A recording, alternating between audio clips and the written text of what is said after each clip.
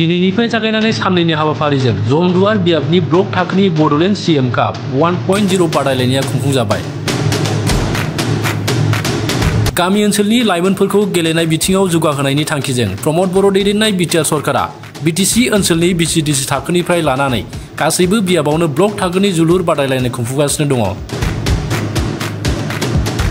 बे जोलुर बादायलायनाया गुबुन गुबुन जायगायाव खुंफुंजानाय बायदिनो जमदुवार बियाबावबो दिनैनिफ्राय जागायनानै साननैनि हाबाफारिजों ब्लक थाखोनि बड'लेण्ड CM काप 1.0 बादायलायनाया खुंफुंजाबाय। बे जोलुर बादायलायनायखौ MCLA रेवरेवा नार्जारी बिथाङा बेखेवनानै होयो। बिथांजों लोगोसे बे हाबाफारियाव गसाइगाव विधानसभा बियाबनि MLA जिरन बसुमतारी, जमदुवार बियाबनि TCLCC मासिगिरि निरद नार्जारी, लेङाइ मासिगिरि नितुन बसुमतारी, क'क्राझार जिल्ला BJPनि नेहाथारि राहुल नार्जारी, गसाइगाव जिल्ला UPPL दोलोनि लोगो आफादगिरि लकनाथ नार्जारी बिथांमोनहा बाहागो लायो।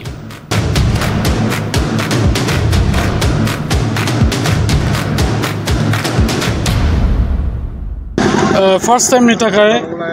सारा बिटिआर ओनसोलाव CEM फुटबल टुर्नामेन्ट बे बादायलायनाया दाखालिनिफ्राय जाबाय थादों। दा दिनै जमदुवार बियाबनि सिङाव BCDC लेभेल जाखांनायनि उनाव दिनै TCLCC लेभेलनि बेवहाय फार्स्ट दिनै जाजेनबाय आरो गाबोनहालागै बेयो फाइनाल जागोन। दा बेवहाय जोङो जेरैबायदि BCDC लेभेलाव बे CM कापआ आरो बे फुटबल टुर्नामेन्टआ जेरैबायदि रायजोफोरजों अनसायजादों,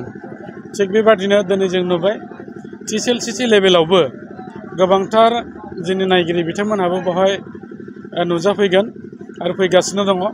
दा जेरैबायदि गेलेदों टीमफ्रा बेवहाय जों नुबाय माने गुबुन गुबुन टीमाव मोजां मोजां गाहाम गेलेगिरि बिथांमोनहा दङ आरो बे गेलेनायनि गेजेरजों बिटिआर ओनसोलाव जाहाथे खौसे आरो गोजोननाय बेयो जायो बेखौ लानाय जादों आरो बेखौ टीम हिसाबै बाव लाखादों पिस एन्ड इउनिटि। दा बेनिखायनो आं मिजिं थिदों बे गेलेनायनि गेजेरजों जोङो मोजां मोजां प्लेयार मोननायजों लोगोसेयै ओनसोलाव मोनसे जोंनावहाय जे बिदा फंबायनि भाब जायखौ होनो अनलायनाय भातृत्वबोध बे निश्चय फैगोन। मानो होननानै बुङोबा फुटबल एबा गुबुन गुबुन खेलायाव जों नुयो बेवहाय ओनसोलनि गुबुन गुबुन जाति गोष्ठीनि जोंनि गेलेगिरि बिथांमोना बाहागो लायो आरो बेजोंनो मोजां मोनसे भाब बिनिमयबो जायो। आरो बेजों लोगोसे बिटिआर ओनसोलाव जों जाहाथे मोजां मोजां फुटबल गेलेगिरि बिथांमोनखौ बे गाहाय लेभेलनिफ्राय गेलेनायनिफ्राय जों सायख'नानै लानो हायो बेखौबो नोजोर बोनाय जादों। दा फैबाय थानाय समफ्राव जोंनि बे ओनसोलाव बिटिआर हालामाव फुटबलनि जे मोनसे बयजोंबो मोजां मोनजानाय खेला बेयो बांसिननिफ्राय बांसिन जादों। मानो होननानै बुङोबा नोंथांमोनाबो नुबाय थांनाय बारफ्राव बेवहाय गोबां खेला जानानै थांबाय बिटिआराव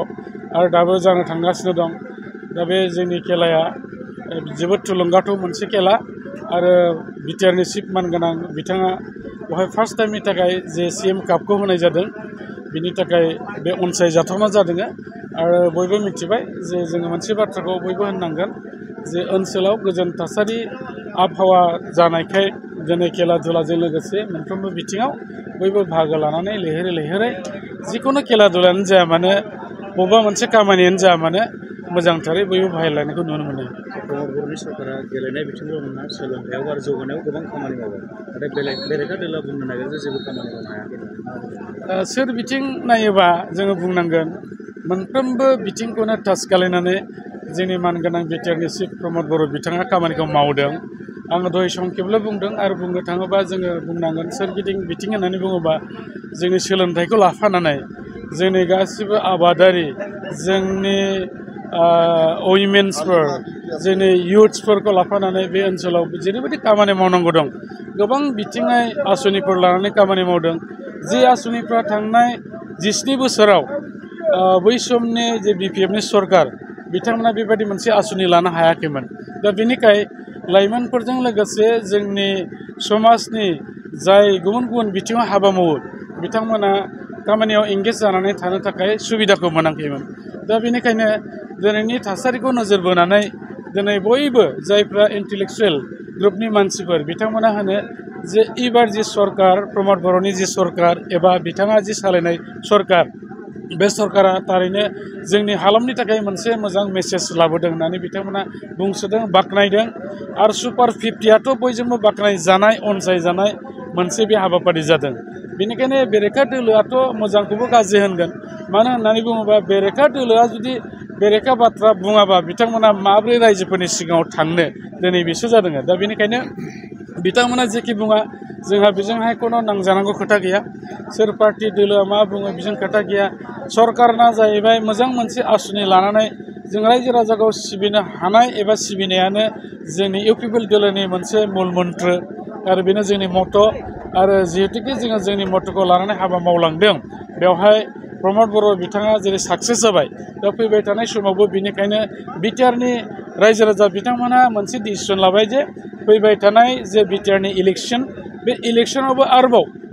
मानगोनां प्रमद बर' बिथांखौनो सिट आरोबाव जाहोफिननायनि जे बिथांखि लानानै रायजोफ्रा खामानि मावदों आरो बे थांखिया जाफुंसारगोन आरो मोनफ्रोमबो बियाबाव दिनै जोंनि देरहानाया बे खाथां जानानै फैदों जोङो मेजिक नाम्बार लानानै एबार सरकार दानो हागोना बे खाथां जानानै फैबाय